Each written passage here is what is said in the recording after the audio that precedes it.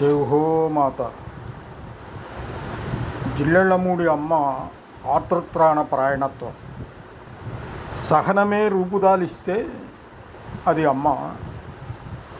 అమ్మే స్వయంగా చెప్పింది అది సహజ సహనము అని. అమ్మకు ఎన్ని కష్టాలు అమ్మే స్వయంగా వెల్లడించింది.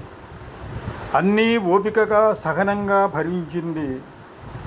శారీరకంగా బాధించిన వారు ఉన్నారు, మానసికంగా నానా యాతనలు పెట్టిన వారు ఉన్నారు.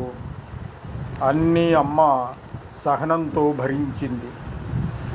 ఆ బాధలు పెట్టిన వారిని కూడా వారు తర్వాత తటస్థపడినప్పుడు తన బిడ్డలుగానే ఆదరించింది. ఇంత సహనమూర్తి అయిన అమ్మ తన బిడ్డల బాధ మాత్రం భరించలేదు. ఈ సంఘటనలు గమనించండి. ఒకసారి గుంటూరు నుండి వచ్చిన ఇద్దరు లేడీ డాక్టర్లు అమ్మతో వైద్యశాస్త్రం గురించి అనేక విషయాలు మాట్లాడి రాత్రే గుంటూరు చేరాలని చీకటి పడుతుండగా బయలుదేరారు. అమ్మ ప్రసాదం ఇచ్చి పంపించింది.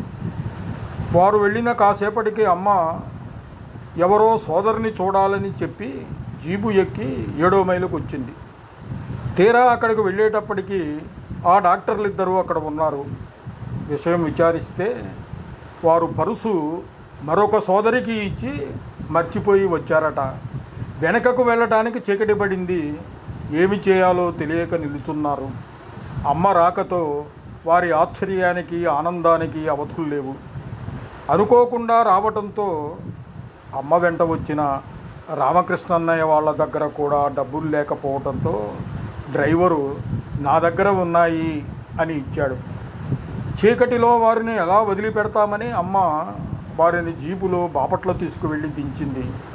అప్పుడు రామకృష్ణన్నయ్య వారితో, చూడండి, మీ ప్రార్థన విని అమ్మ ఎట్లా వచ్చిందో అన్నాడు. కానీ ఆ సోదరి ఎలా ఈ గండం గట్టెక్కుతుందా అన్న దిగులు తప్ప ప్రార్థన చేయాలి అన్న విషయం కూడా గుర్తులేదన్నయ్య అన్నది. అమ్మ, గజేంద్రుడు పిలిస్తేనేగా శ్రీ మహావిష్ణువు వచ్చి రక్షించింది. ద్రౌపది ఆర్తనాదంతోనేగా కృష్ణుడు సంరక్షించింది. మరి ఇదేమిటి అని అమ్మ వంక ప్రశ్నార్థకంగా చూశాడు రామకృష్ణన్నయ్య.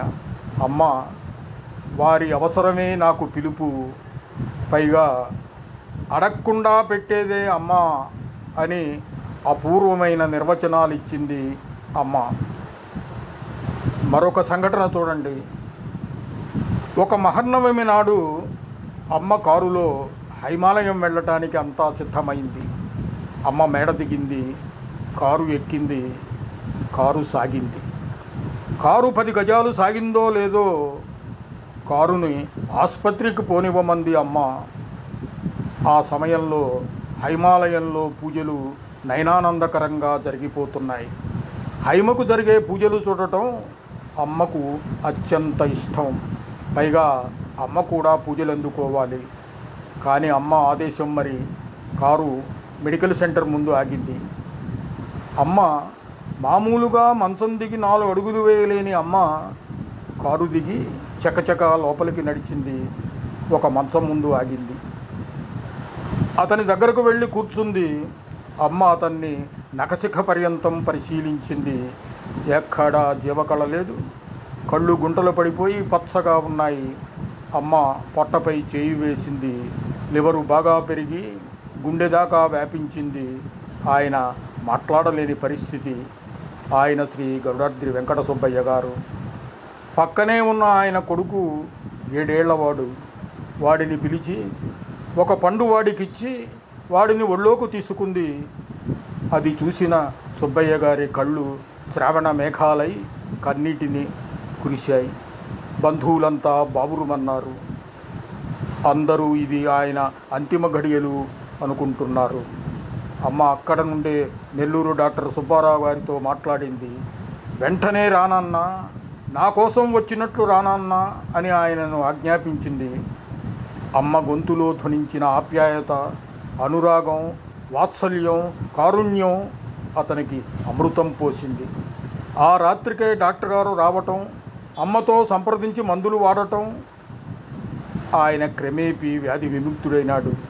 రామకృష్ణ అన్నయ్య అమ్మతో, అమ్మా, వాళ్ళెవరూ నిన్ను పిలవలేదు కదమ్మా, పైగా వందల మంది భక్తులు అక్కడ హైమాలయంలో నీ కోసం ఎదురు చూస్తున్నారు అంటే, అమ్మ, వాళ్ళు పిలిచేదేమిటిరా, వాళ్ళ ఆర్తే నాకు ఆహ్వానం అని యుగ యుగాలకు మరుపు రాకూడని మహత్తర ప్రకటన చేసింది. వాళ్ళు పిలిచేదేమిటిరా, వాళ్ళ ఆర్తే నాకు ఆహ్వానం అని యుగ యుగాలకు మరుపు రాకూడని మహత్తర ప్రకటన చేసింది. ఈ రెండు సంఘటనలు పరిశీలించిన తరువాత నాకు ఒకటి అనిపిస్తున్నది.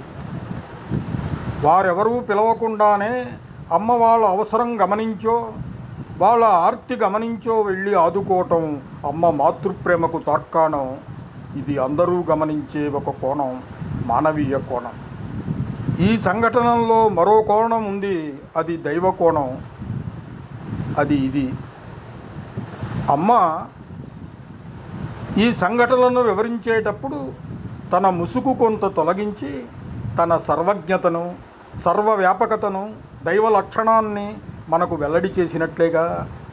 ఎక్కడో బిడ్డలు వేదన పడుతుంటే తను మరెక్కడో ఉన్నా నాకు తెలిసింది అని అంగీకరించినట్లే కదా, అమ్మ ముసుగు తొలగించినట్లే కదా.